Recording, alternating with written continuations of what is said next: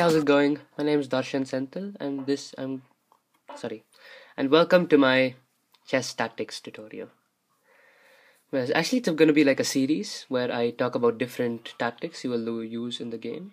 It's an intermediate level tutorial, so it's a good place to start for most people who know the way the pieces move, and that's the vast majority of people I find.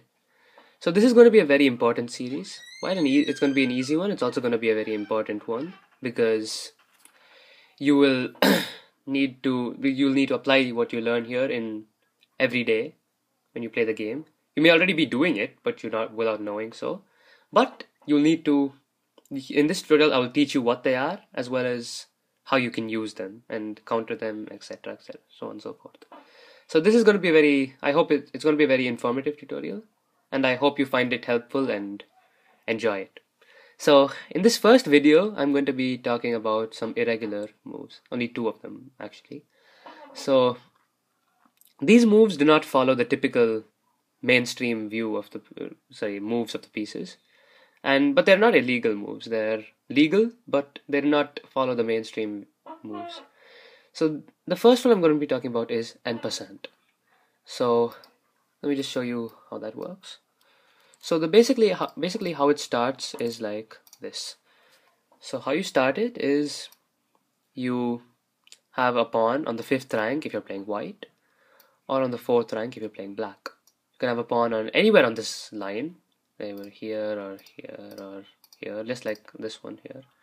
Or you can have one like here or here or here. It doesn't really matter where, but as long as it's on the correct rank for the correct color. So en passant literally means in passing in French. I will tell you, you will find out why in just a minute. I'm going to just show you how this is used. Just a second. So how this works is, once you got your pawn here on the 5th rank, so your opponent will move his pawn down 2 squares, so it's right next to yours. So what you will do now is move behind him, and you've captured it. Pretty cool, huh? Of course, you may not think you may be like, why is that legal? How is it legal? But it is legal, and so basically you're just like passing through him, just like the definition is in passing. You're just passing through him and moving on. This is particularly useful for like bypassing large pawn structures. Like, for example, if he's got like a pawn over here and it may look like a pawn over here. It may look difficult to like get through this, but if he does this, you can get through and you're actually there. You've actually got your pawn through. That's the most useful feature of this game. It's just sort of passing through pawn structures. That's the main use of this. So let me just show you a problem. So just hold on for a second. Okay. So in this problem, although black is 2 pawns up, he's really stuck up now because his king cannot move because it's blocked up here, and he's got a doubled pawn here, which is a weakness. You never want doubled pawns like this very often because they constrict your movement, and like shown here, they like really cripple black. So if you want to pause the video, do so, and just take a second to figure out what white's best move would be over here. You shouldn't need to pause though, because it's a very straightforward move. And hopefully you got e5. That's like the best move you can do right now, because this is really like the final nail in the coffin for black, because now he is in what we call zugzwang. It's another theme I wanted to bring up in this video, and how it works is the same way it probably works in other games. It's basically when your opponent is forced to do something that destroys him. So it works against him more than it works for him. So in this position, black's only moves are f6 and f5.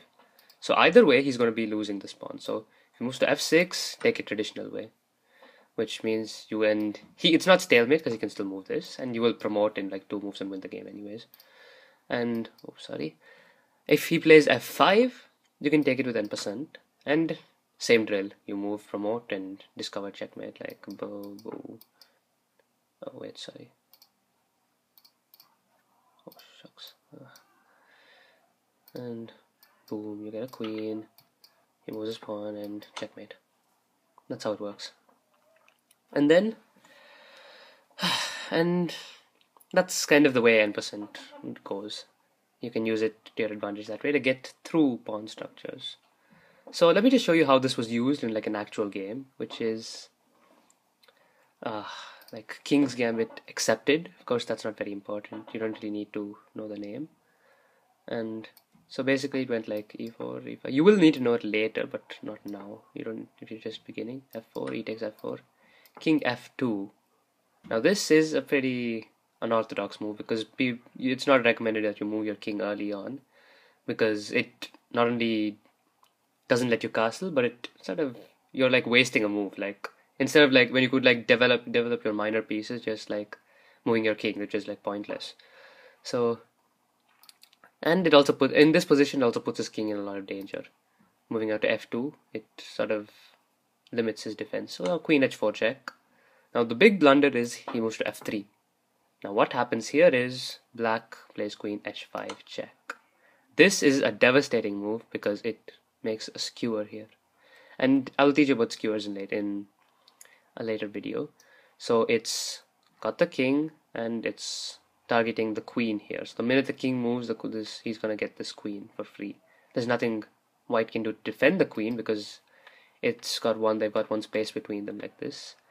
And his only possible move is g4, and this sort of blocks the skewer temporarily. So now again, if you really want to pause the video, you can and take a moment to just check what black can do.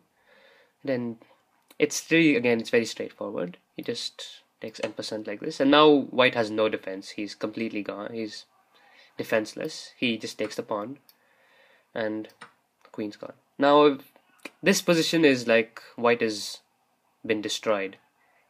Black has got his like queen in the first rank of white's defenses, which means he will eventually get more material, and none of white's minor pieces have been developed, and his king is exposed, and it's only a matter of time before black can bring out his bishop. Like he can bring out his bishop, he can bring out his knight, he can move his pawns out, bring out castle if he wants, and it's only a matter of time before black wins the game. So that's just how n% can be used. It's one of the ways. Of course, n% is not very common. The most common thing I think you will see is something like this, like for e6 you move to e5 and d5. And he takes back. That's probably one of the most common ways of n% you'll see. But it's all the same. It's very helpful to know how you can use it, like getting through thick pawn structures in the endgame. It's a very useful thing to know. So on to the next move, which is called castling. This one you will see it a lot more often than n% because it's just far more useful. Like, let me just show you how it works. So like e4, e5, and after basic opening moves, blah blah blah, and you do this. The king moves 2 spaces. Let me just show you how exactly that works. The king moves 2 spaces towards the rook, and the rook goes away, like goes to the other side of the king, like this. Goes to the king's other side. Now this is very helpful for 2 reasons. A, it gives your king good defense. Like if you notice back here, he's pretty stuck now. It's dangerous over here because the bishop is lining up on this pawn, and if black like brings his knight here, then he can do a lot of things. Like this f2 pawn is slightly undefended. The king is very, very vulnerable here. But when he castles here, he's strong. These 3 pawns are very able defenders. The rook, his knight also helps in the defense, like it sort of holds that pawn, and so on and so forth. And also it gives his rook an opportunity to come out and control the center files.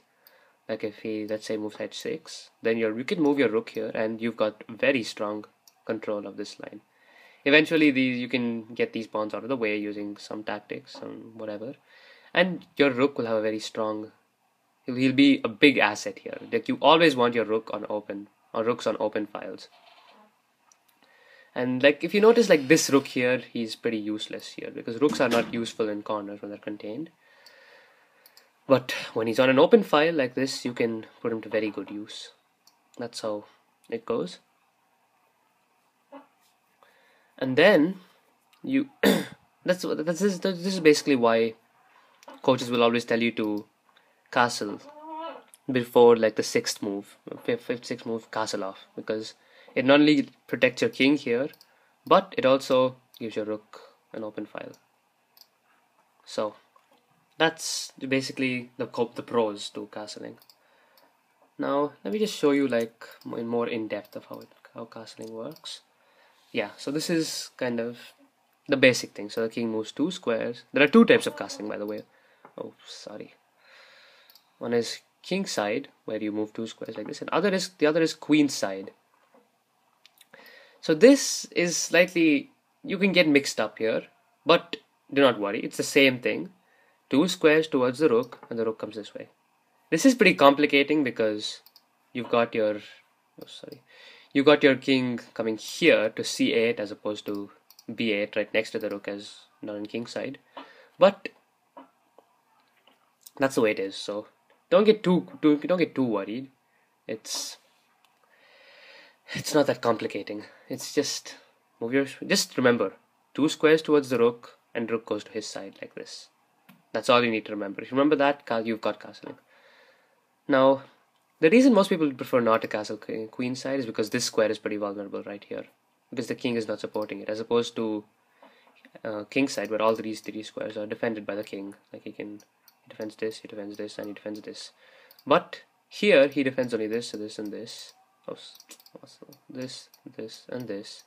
And this square is still undefended. It's a good place. Like if you get like a bishop over here to e3, he can cause some sort of trouble there. So that's how that works. And then let's put these guys back. Let me show you, let me just show you some of the rules of castling. Like, and Passent, this has a couple of rules. Like, now, you cannot castle when you're in check. That's the first rule. That's one of the basic things. Like, for example, if I put this bishop here on h4, he's checking you and you cannot castle, because you can't castle because you're like in check. The second one, which is a little bit more trickier, is that you can't move through check while you're castling. Like if I've got my bishop over on c5, he's holding down the g1 square.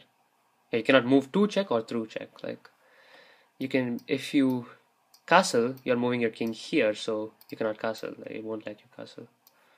1 second. Yeah, it won't. Look, doesn't let you castle.